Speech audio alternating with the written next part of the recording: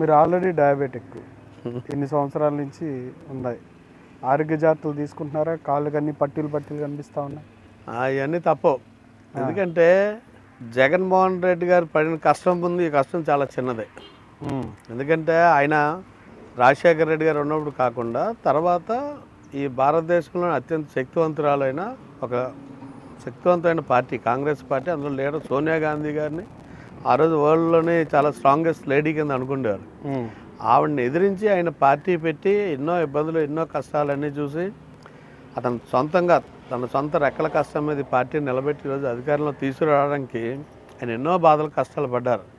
అన్నిటి మీద కూడా మీ అందరూ చేసినవి చాలా చిన్నవి. ఆయన మళ్ళీ ముఖ్యమంత్రి చేయడం కోసం మేము ఎంత కష్టం పడడానికైనా సిద్ధం ఉన్నాం. ఇవన్నీ కూడా ఇష్టంతో చేసింది పెద్ద కష్టం అనిపించదు. ఇది కూడా ఏదో మొక్కుబడిగా చేసిందో లేకపోతే తప్పక చేసింది అయితే ఇబ్బందులు అన్నీ ఉంటాయి. కానీ even though I'm diabetic from first ZPTC ఎలక్షన్లోనే షుగర్ వచ్చింది. I think it's 22 years.